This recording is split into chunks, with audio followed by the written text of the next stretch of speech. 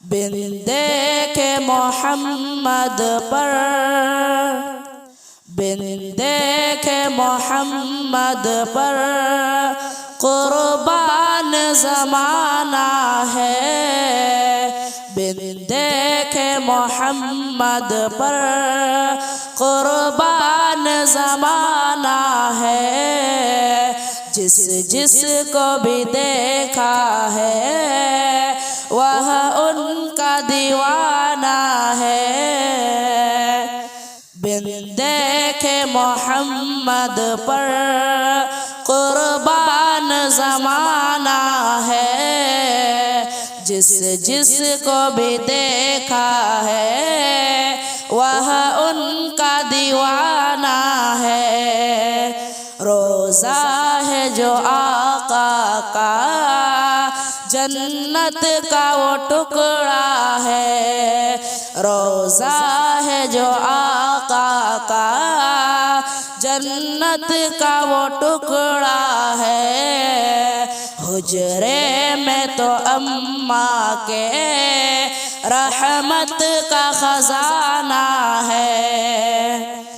उस दिल से बुलंदी पर पहुँची है मेरी किस्मत। उस दिल से बुलंदी पर पहुँची है मेरी किस्मत। जिस दिन से मोहम्मद का होठों पे तराना है। बिन देखे मोहम्मद पर कुर्बान ज़माना है।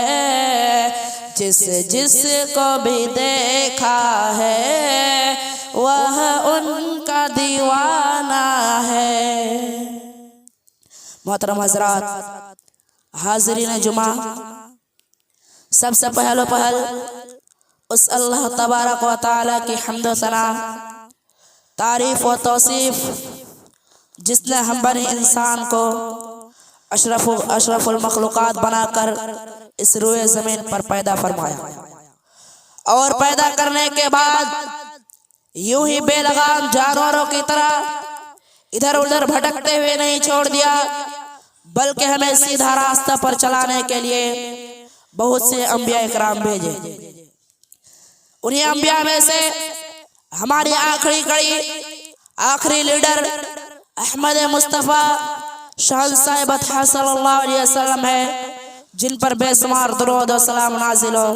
अल्लाहुम्मा सल्ली अला मुहम्मद व अला आलि मुहम्मद कमा सल्लैता अला इब्राहीम व अला आलि इब्राहीम इन्नका हमीदुम मजीद। अल्लाहुम्मा बारिक अला मुहम्मद व अला आलि मुहम्मद कमा बारकता अला इब्राहीम व अला आलि इब्राहीम इन्नका हमीदुम मजीद। मोहतरम हज़रात, आज मैं इस जुमे के खुतबे में मैं जिस मौजू पर बोलना चाहता हूँ वह हुकूक़ वालिदैन यानी माँ बाप का हक।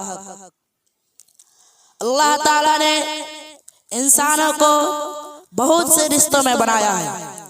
किसी को बाप बनाया तो किसी को माँ बनाया और सबके हुकूक मुकर्रर कर दिए। उन रिश्तेदारों में से सबसे बड़ा हकदार, सबसे बड़ा हुकूक किसका है? ये अल्लाह ताला ने कुरान में बता दिया है कि सबसे बड़ा हुकूक वालिदैन का है, माँ बाप का है। हमें माँ बाप के हर लिहाज से कदर करनी चाहिए। अल्लाह ताला कुरान में सूरह बनी इसराइल में अल्लाह ताला ने फरमाया वक़ज़ा रब्बुका अल्ला ताबुदू इल्ला इय्याहु व बिल वालिदैनि इहसाना। तेरे रब ने यह फैसला कर दिया है, तेरे रब ने कह दिया है कि उसके सिवा किसी की इबादत ना करना और माँ बाप के साथ अच्छा सलूक करना, उनके साथ रहम करम का मामला करना, उनसे ऊंची आवाज में बात ना करना और उसके लिए हर हमेशा अल्लाह ताला से दुआ करते रहना। वक़ुर रब्बिरहमुमा कमा रब्बयानी सगीरा। ए मेरे रब, ए मेरे परवरदिगार, उन दोनों पर रहमतों की बरसात फरमा जैसा कि उन दोनों ने मुझे छोटेपन में पाला है। आज कितने घर ऐसे हैं, आज कितने घर ऐसे हैं, माँ बूढ़ी हो चुकी है, बाप बूढ़ा हो चुका है, लेकिन घर में नौजवान बेटा बैठकर माँ बाप की खिदमत नहीं करता है, माँ बाप की इज्जत और एहतराम नहीं किया करता है। माँ बाप के हर लिहाज से कदर करनी चाहिए। अल्लाह ताला ने कुरान में फरमाया है, इम्मा यबलुगन्ना इंदकल किबरा अहदुहुमा औ किलाहुमा फला तकुल लहुमा उफ़्फ़िन वला तनहरुहुमा वकुल लहुमा कौलन करीमा। अगर तुम्हारे सामने तुम्हारे माँ बाप में से कोई एक या दोनों बुढ़ापे में पहुंच जाए, फिर भी उसको उफ तक ना कहना, उनके साथ रहम और करम का मामला करना, उनके सामने आजिज़ी के बाजू बिछाए रखना और उसके लिए हर हमेशा अल्लाह ताला से दुआ करते रहना। अल्लाह ताला कुरान में कहता है, वक़ुल रब्बिरहमहुमा कमा रब्बयानी सगीरा। ए मेरे रब, ए मेरे परवरदिगार, उन दोनों पर रहमतों की बरसात फरमा जैसा कि उन दोनों ने मुझे छोटेपन में पाला है। इसलिए माँ बाप के हर लिहाज से कदर करनी चाहिए। कुरान तो कहता है, अगर तुम्हारे वालिदैन तुम्हें शिर्क की तालीम दे, तुम उसके शिर्क की तालीम ना लो, लेकिन तुम्हारे माँ बाप के साथ अच्छा अखलाक करो। जबकि शिर्क इतना बड़ा गुनाह है कि अल्लाह ताला ने कुरान में कितने आयतें नाज़िल फरमाए। अल्लाह ताला ने कुरान में सूरह लुक़मान में अल्लाह ताला ने फरमाया, इन्ना शिर्क लज़ुल्मुन अज़ीम, यकीनन शिर्क बहुत बड़ा जुल्म है। सूरह निसा में अल्लाह ताला ने कहा है, इन्नल्लाह ला यग़फ़िरु अन युशरक बिही व यग़फ़िरु मा दून ज़ालिका लिमन यशा। अल्लाह ताला मुशरिकों को नहीं बख्शेगा, अल्लाह ताला मुशरिकों को माफ नहीं करेगा, उसके अलावा जिसको चाहे बख्श देगा, जिसको चाहे माफ कर देगा। सूरह मुद्दसिर में अल्लाह ताला ने फरमाया, सउस्लिही सक़र वमा अदराका मा सक़र ला तुबक़ी वला तज़र लव्वाहतु लिलबशर अलैहि तिसअत अशर। उस काफिर को जहन्नम में ढकेल दूंगा, उस काफिर को दोज़ख में डाल दूंगा। तुम्हें मालूम भी है दोज़ख क्या बला है, वो कुछ बाकी न छोड़ेगी, उस पर 19 फरिश्ते मुकर्रर कर दिए जाएंगे। अल्लाह के नबी सल्लल्लाहु अलैहि वसल्लम ने फरमाया, ला तुशरिकु बिल्लाहि व इन कुतिलता व हुर्रिकता। अल्लाह के साथ किसी गैरुल्लाह को शरीक ना करना। गर्चे तुम्हें कत्ल कर दिया जाए, तुम्हें आग में ढकेल दिया जाए, मगर अल्लाह के साथ किसी गैरुल्लाह को शरीक ना करना। अल्लाह ताला तमाम गुनाहों को बख्श देगा, लेकिन ये शिर्क का गुनाह अल्लाह ताला कभी माफ नहीं करेगा। इसलिए शिर्क हरगिज नहीं करना है। शिर्क करने वाला जब कब्र में दफन किया जाएगा, उसे एक लोहे के गुर्दे से मारा जाएगा। जो अगर पहाड़ पर भी मारा जाए तो पहाड़ रेजा रेजा होकर उड़ेगा, उससे उसे मारता रहेगा, वो रोएगा, चिल्लाएगा, चीखेगा। उससे कहा जाएगा, तू जब दुनिया में जिंदा था तो अल्लाह की इबादत नहीं किया करता था, तो गैरुल्लाह की पूजा किया करता था। आज जब तुझे सजा दिया जा रहा है तो तू अल्लाह ताला को याद कर रहा है, कोई फायदा नहीं होगा। रोएगा, चिल्लाएगा, लेकिन कोई फायदा नहीं होगा। जबकि शिर्क इतना बड़ा गुनाह है, शिर्क के लिए अल्लाह ताला ने इतनी बड़ी बड़ी सजाएं रखी है, फिर भी कुरान कहता है, अगर तुम्हारे वालिदैन तुम्हें शिर्क करने को कहे, तुम्हारे वालिदैन तुम्हें शिर्क की तालीम दे, तुम उसकी शिर्क की तालीम ना लेना, लेकिन तुम्हारे माँ बाप के साथ अच्छा सलूक किया करना।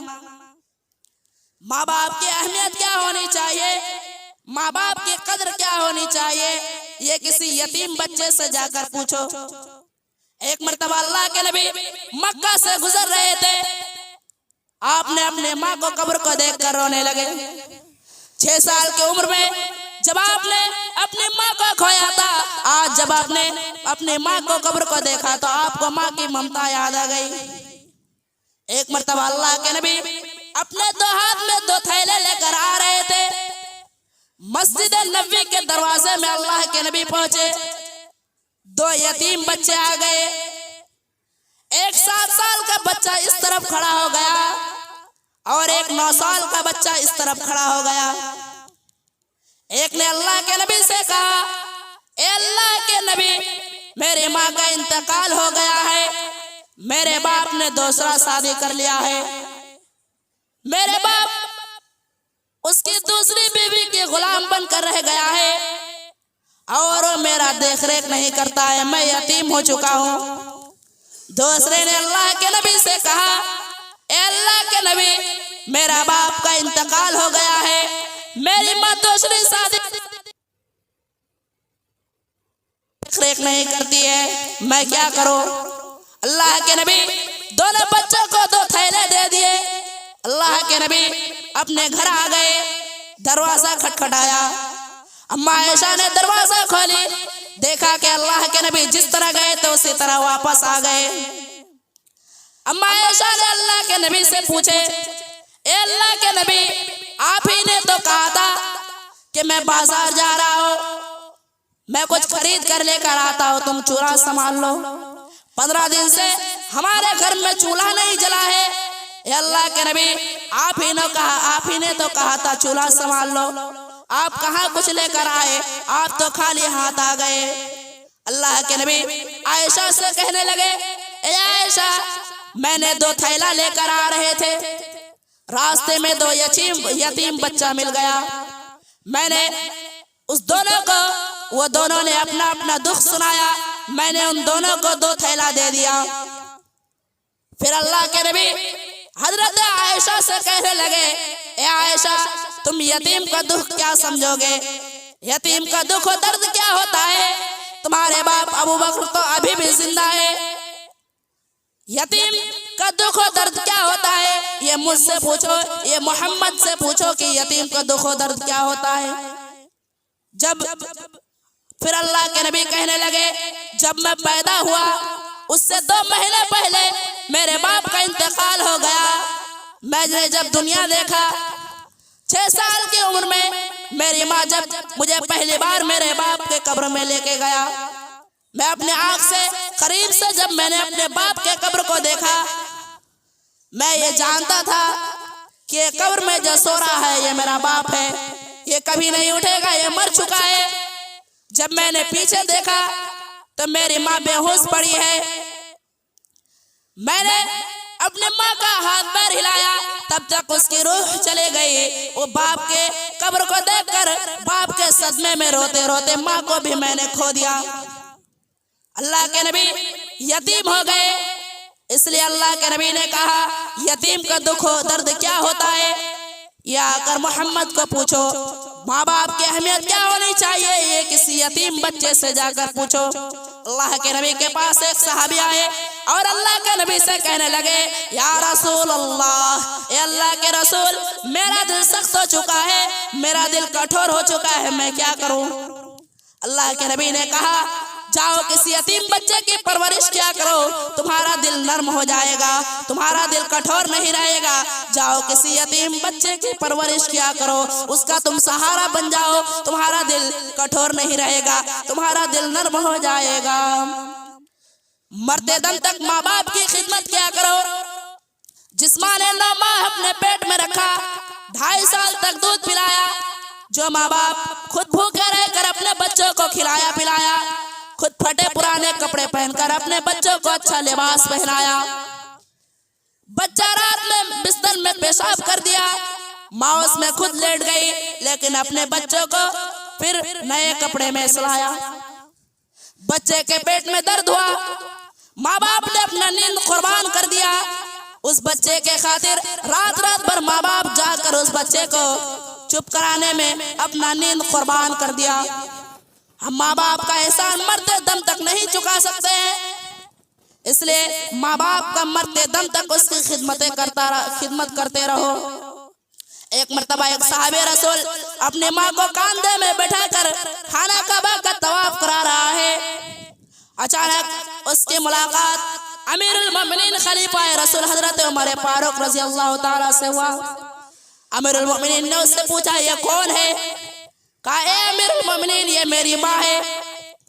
वो सहाबी कहने लगे, अमीरुल मोमिनीन ने उससे कहा, तूने तो जन्नत पा लिया।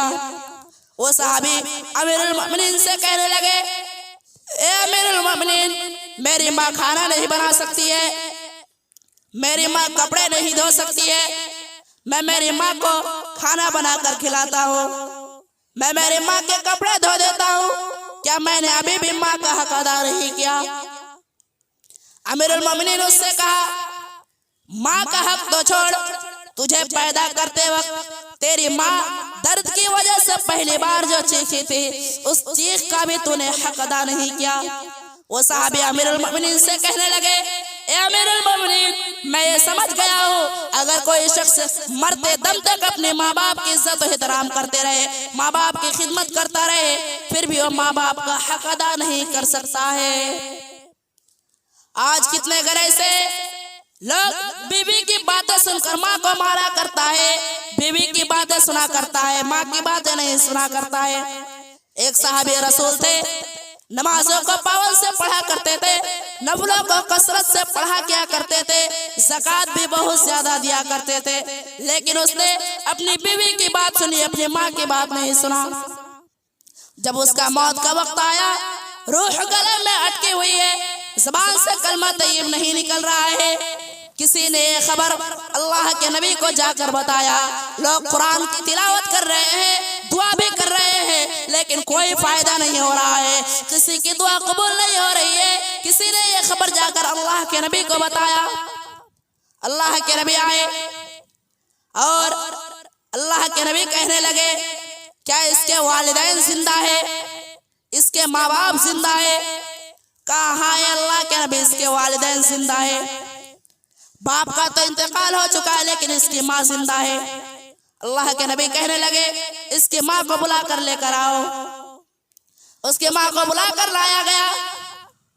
अल्लाह के नबी ने उसके माँ से सवाल किया, अलकमा, तेरा बेटा तेरे साथ क्या सलूक किया करता था?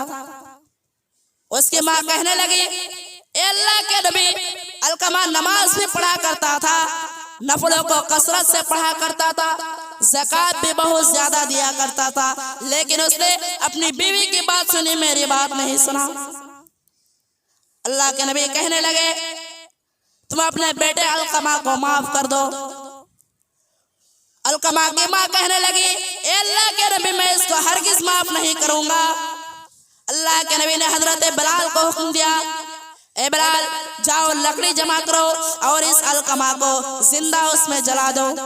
अलकमा की माँ तड़प गई और अल्लाह के नबी से कहने लगे, ए अल्लाह के नबी, जिसको मैंने छोटे से खिलाया पिलाया, उसके परेशानी को मैंने झेला, खुद उसे खिला पिला कर उसे इतना बड़ा किया, आज मेरे आंखों के सामने उसे जला दिया जाएगा, क्या मुझे कोई तरस नहीं आएगा?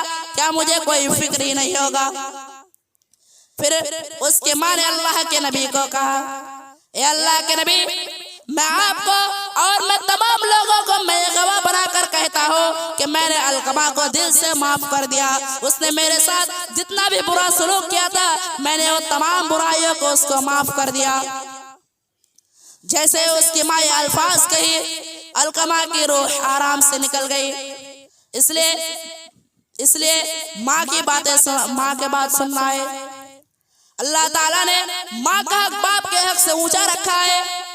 हदीस हजरत अबू हुरैरा से रवायत है, बुखारी शरीफ की हदीस है कि एक आदमी अल्लाह के नबी के पास आए और अल्लाह के नबी से सवाल किया, या रसूल अल्लाह, या अल्लाह के रसूल, मन हक़्क़ुन नास बिहुस्नि सहाबती, या अल्लाह के नबी, मेरा हुस्न सलूक, मेरा आदत और अखलाक का सबसे ज्यादा हकदार कौन है? माँ है या बाप है? तो अल्लाह के नबी कहने लगे, उम्मु का, तेरी माँ। फिर पूछा, ये अल्लाह के नबी, उसके बाद कौन? फिर अल्लाह के नबी कहने लगे, उम्मु का, तेरी माँ। फिर उसने अल्लाह के नबी से सवाल कर दिया, या रसूलुल्लाह, ये अल्लाह के रसूल, उसके बाद कौन? फिर अल्लाह के नबी ने वही जवाब दिया, उम्मु का, तेरी माँ। वह हैरान हो गया। फिर अल्लाह के नबी से सवाल कर दिया, या रसूलुल्लाह, उसके बाद कौन? अल्लाह के नबी कहने लगे, अबू का, तेरा बाप। आप इससे पता लगा सकते हैं, अल्लाह ताला ने माँ को तो पहला हक दे दिया, बाप को दूसरा हक दे सकता था नहीं, माँ को भी दूसरा हक दे दिया, बाप को तीसरा हक दे सकता था, माँ को भी तीसरा हक दे दिया, बाप को तीसरा हक दिया। इसलिए अल्लाह ताला ने माँ का हक बाप के हक से ऊंचा रखा है। बाप अपने औलाद के खातिर मेहनत और मजदूरी करता है, सर्दी और गर्मी को बर्दाश्त करता है, एक वतन छोड़कर दूसरा वतन जाता है, दिन भर धूप में बगैर खाए पिए काम करता है, सर्दी और गर्मी को बर्दाश्त करता है, कितनी तकलीफें झेलता है, लेकिन ये सारी कुर्बानी, ये सारी परेशानी, ये सारी मुसीबत, ये सारी तकलीफ माँ के उस दर्द का मुकाबला नहीं कर सकता, माँ के उस तकलीफ का मुकाबला नहीं कर सकता जिस वक्त माँ अपने बच्चे को पैदा करती है। इसलिए अल्लाह ताला ने माँ का हक बाप के हक से ऊंचा रखा है। एक मर्तबा एक साहबे रसूल अल्लाह के नबी के पास आते हैं और अल्लाह के नबी को कहते हैं, अल्लाह के नबी मैं जंग में जाना चाहता हूँ, अल्लाह के नबी आप मुझे इजाजत दीजिए कि मैं जंग में जाऊं। अल्लाह के नबी उससे कहने लगे, क्या तुम्हारे वालिदैन जिंदा है, तुम्हारे माँ बाप जिंदा है? कहा अल्लाह के नबी हाँ मेरा माँ बाप जिंदा है। कहा जाओ तुम्हारे माँ बाप से इजाजत लेकर आओ, अगर तुम्हारा माँ बाप तुम्हें जाने को कहे तो तुम चले जाना, मैं नहीं रोकूंगा, अगर तुम्हारा माँ बाप तुम्हें रोक देते तुम नहीं जाना। जबकि शहीद का इतना बड़ा दर्जा है कि अगर कोई शख्स जिहाद करने के लिए जाता है, वह किसी काफिर के हाथ अगर वह मारा जाता है तो कल कयामत के दिन वो जब मैदान महशर की तरफ लोग दौड़ेंगे, लोग नफ्सी नफ्सी होगा, लोग परेशान रहेंगे, उस वक्त वो अल्लाह ताला से जाकर कहेगा, ए अल्लाह मैंने आपके रास्ते में जिहाद किया था, मैं अपने जान को आपके रास्ते में कुर्बान कर दिया था। अल्लाह ताला उससे कहेगा जाओ तुम जन्नत चले जाओ, तुमसे कोई हिसाब व किताब नहीं लिया जाएगा। और अगर कोई शख्स जंग करने के लिए जाता है, वह किसी काफिर के हाथ मारा जाता है, उसका खून जमीन पर गिरते ही उसके सारे गुनाह माफ कर दिए जाते हैं, वह पूरा गुनाहों से पाक व साफ हो जाता है।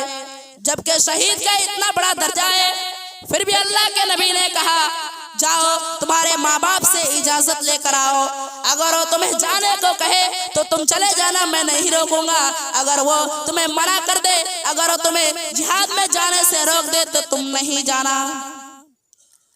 माँ बाप की क्या अहमियत है, मुस्लिम शरीफ की हदीस है। अल्लाह के नबी एक मर्तबा जुमा के दिन मिंबर पर चढ़ रहे थे, अल्लाह के नबी ने पहले मिंबर पर कदम रखा, पढ़ा आमीन, फिर दूसरे मेंबर पर कदम रखे, फिर पढ़े आमीन, फिर तीसरे मेंबर पर पैर रखे, फिर पढ़े आमीन। साहबा इकराम अल्लाह के नबी से पूछे, अल्लाह के नबी आपने मेंबर पर पैर रखे तो 3 बार आमीन क्यों पढ़े? अल्लाह के नबी ने कहा, ए मेरे साहबा अभी जिब्राइल कह रहे थे उस पर मेरी बद्दुआ हो, उस पर मेरी बद्दुआ हो। जिब्राइल तो ये अल्फाज भी कह रहे थे, रग़िमानफु सुम्मा रग़िमानफु सुम्मा रग़िमानफु, उस शख्स पर मेरी बद्दुआ हो, उस शख्स पर मेरी बद्दुआ हो, उस शख्स की नाखा कलो दो, उस शख्स की नाखा कलो दो। साहबा इकराम अल्लाह के नबी से पूछे, ए अल्लाह के नबी वो कौन सा शख्स है जिसके ऊपर हजरत जिब्राइल का बद्दुआ हो, आपका बद्दुआ हो? का मन अदरक अबवैहि इंदल किबरी अहदुहुमा औ किलाहुमा फला तकुल लहुमा उफ़्फ़िन वला तनहरुहुमा व कुल लहुमा कौलन करीमा। मन अदरक अबवैहि इंदल किबरी अहदुहुमा औ किलाहुमा सुम्मा लम यदखुलिल जन्नह, उस शख्स की नाखा कलो दो जिसने अपने वालिदैन यानी माँ बाप में से किसी एक को या दोनों को बुढ़ापे में पाया हो, फिर भी उसकी खिदमत करके जन्नत में ना दाखिल हुआ हो। आज कितने बेटे ऐसे माँ बाप का जायदाद हड़प जाते हैं, दूसरे का जायदाद तो हड़पता है लेकिन बहनों का भी हक मार कर खा लेता है, माँ बाप से बिना पूछे माँ बाप का जायदाद कब्जा कर लेता है, माँ बाप उससे नाराज रहते हैं। अल्लाह के नबी ने फरमाया, रिज़ल्लाहि फी रिज़ल वालिदैन व सख़तुल्लाहि फी सख़तिल वालिदैन, अल्लाह की रज़ामंदी माँ बाप की रज़ामंदी में है और अल्लाह की नाराजगी माँ बाप की नाराजगी में है। अगर आपसे आपके वालिद अगर आपसे खुश है तो अल्लाह ताला भी खुश हो जाता है, जन्नत के हूर भी खुश हो जाते हैं, आसमान और जमीन के रहने वाले यहाँ तक कि जल की मछलियाँ भी आपसे खुश हो जाती है। लेकिन अगर आपसे आपके वालिदैन अगर नाराज है, आपने अपने वालिदैन को अगर नाराज रखा है, अल्लाह ताला तो नाराज हो जाते हैं, आसमान और जमीन के रहने वाले यहाँ तक के समुंदर की मछलियां भी आपसे नाराज हो जाते हैं। इसलिए माँ बाप के मरते दम तक कदर करनी चाहिए। अल्लाह के नबी ने फरमाया, एक मर्तबा अल्लाह के नबी के पास एक आदमी आए और अल्लाह के नबी से सवाल किया, या रसूलुल्लाह, अल्लाह के रसूल, या रसूलुल्लाह मा हक़्क़ु वालिदैन, अल्लाह के नबी वालिदैन का क्या हक है, अल्लाह के नबी माँ बाप का क्या हक है। अल्लाह के नबी ने कहने लगे, हुमा जन्नतुका व नारुका, वही तेरी जन्नत है और वही तेरी जहन्नम है। अगर आपसे आपके माँ बाप खुश है तो आप जन्नत के हकदार बन गए, अगर आपसे आपके वालिदैन है अगर नाराज है तो आप जहन्नम में चले जाएंगे।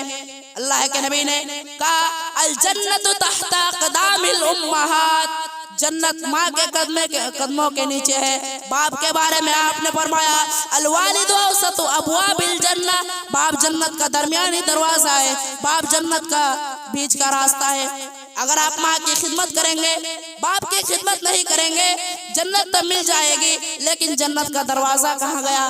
बाप की खिदमत करेंगे, माँ की खिदमत नहीं करेंगे, जन्नत का दरवाजा तो मिल गया लेकिन जन्नत कहाँ गए। इसलिए दोनों की खिदमत करना है, जन्नत भी मिल जाएगा, जन्नत का दरवाजा भी मिल जाएगा। वक्त हो चुका है, मैं अपने तकरीर को यहीं से खत्म करना चाहता हूँ। वमा तौफीक इल्ला बिल्लाह। आखिर आप लोगों से एक दुआ है कि आप लोग माँ बाप के लिए हमेशा दुआ करते रहे, रब्बिरहमुमा कमा रब्बयानी सगीरा, और माँ बाप के साथ अच्छा सलूक करें।